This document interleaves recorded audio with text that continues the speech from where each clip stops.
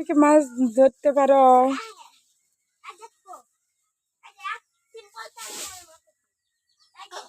টানে টানে মাছ।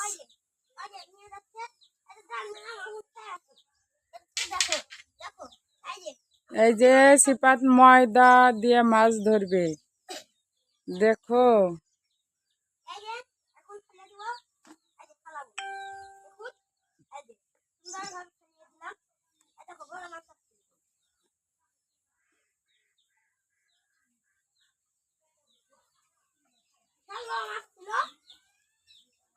বড় মাছ চলে গেছে।